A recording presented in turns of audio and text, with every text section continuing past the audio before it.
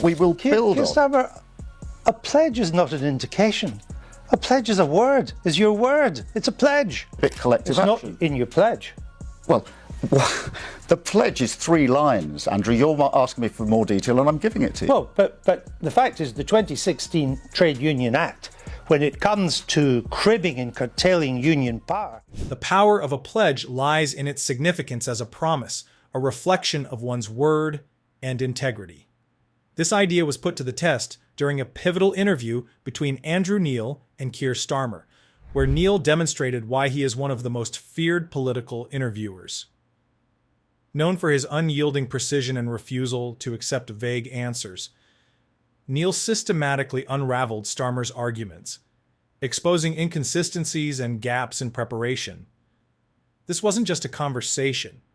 It was a relentless interrogation, a psychological battle that left Starmer visibly shaken and struggling to maintain composure. In the exchange, Neil pressed Starmer on the meaning of a pledge. A pledge isn't just a word. It's your word, Neil reminded him, emphasizing the weight of such commitments. Starmer was cornered when asked whether his pledge to nationalize key industries would appear in the Labour manifesto. Despite his insistence that it would, Neil probed further, questioning Starmer's broader commitments. The tension was palpable, with Starmer attempting to redirect the discussion but failing to provide satisfactory answers. Neil's approach went beyond surface-level questioning. He honed in on details, such as Starmer's position on university tuition fees. When asked if scrapping tuition fees would remain a priority, Starmer's response was evasive.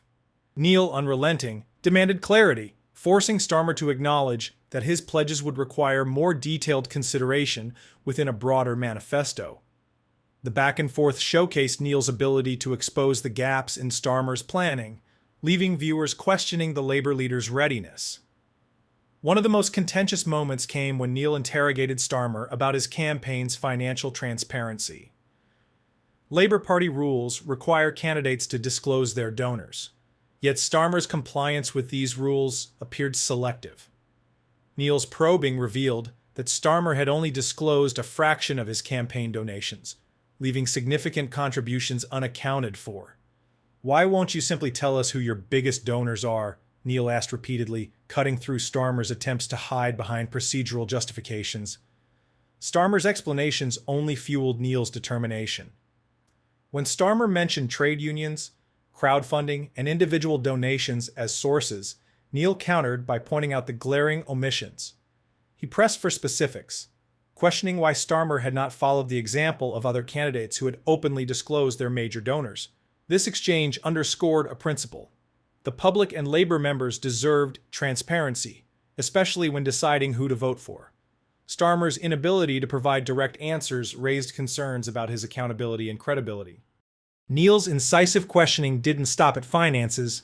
He also scrutinized Starmer's policy positions, particularly his shifting stance on key Labour priorities. For instance, Neil confronted Starmer about his commitment to repealing the 2016 Trade Union Act.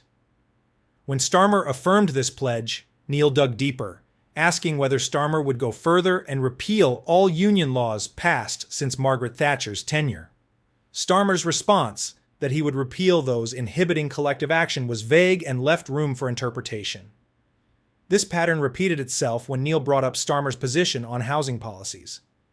Starmer had praised new housing developments, yet Neil highlighted a statistic showing that a significant portion of these homes was being allocated to migrants.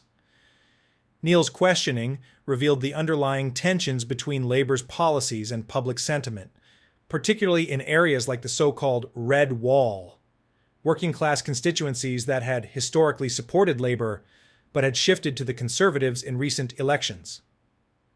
Another critical moment came when Neil challenged Starmer on his relationship with former Labour leader Jeremy Corbyn. Before becoming Labour leader, Starmer had publicly supported Corbyn, describing him as an ally. However, after taking the reins, Starmer distanced himself from Corbyn, even criticizing his leadership. Neil seized on this inconsistency, asking whether Starmer's shift was genuine or merely a political maneuver. Starmer's responses were non-committal, filled with generalities about party unity and forward momentum. Neil's direct approach forced viewers to confront the possibility that Starmer's leadership style was driven more by expediency than principle. This line of questioning resonated with Labour members who had grown skeptical of Starmer's ability to unite the party while maintaining authenticity. For viewers, Neil's interview was a masterclass in political journalism. His calm demeanor and sharp focus contrasted starkly with Starmer's visible discomfort. Neil's refusal to accept vague answers created a dynamic where Starmer appeared unprepared and defensive.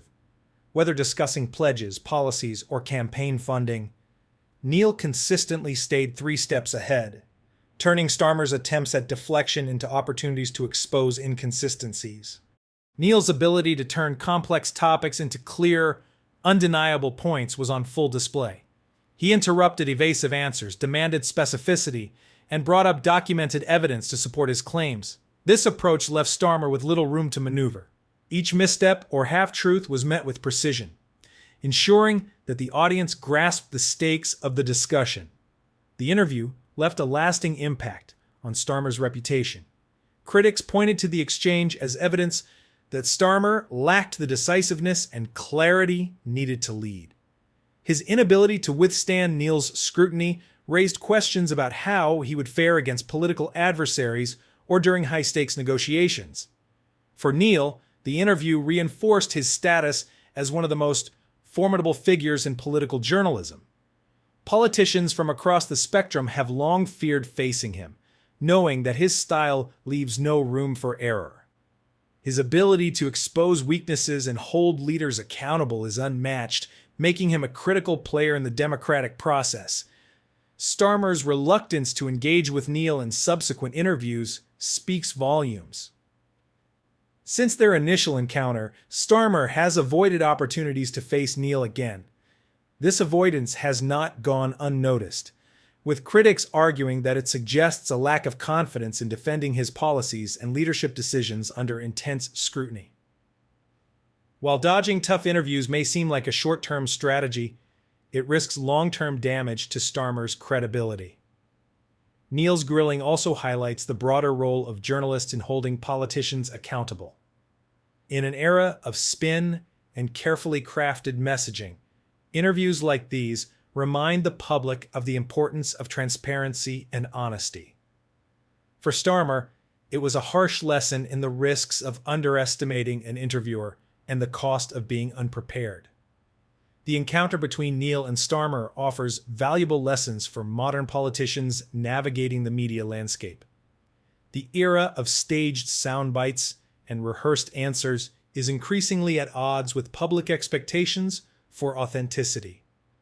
Politicians must be prepared to engage meaningfully with journalists, even when the questions are uncomfortable or challenging. One takeaway from this interview is the importance of thorough preparation. Neil's reputation as a rigorous interrogator was well established, yet Starmer appeared underprepared for the depth of his questioning. This lack of preparation not only damaged Starmer's credibility, but also highlighted the risks of assuming that charisma or generalities can substitute for clear, detailed policy positions. Another lesson lies in the value of transparency. Starmer's hesitation to disclose campaign funding details and his vague policy commitments created an impression of evasion. For voters, this lack of openness can be more damaging than a controversial stance, as it undermines trust in a leader's integrity. We'd love to hear your thoughts in the comments below. If you enjoyed this deep dive, don't forget to like this video, subscribe to our channel for more insightful analysis, and hit the notification bell to stay updated on our latest content. Your engagement helps us bring you the stories that matter.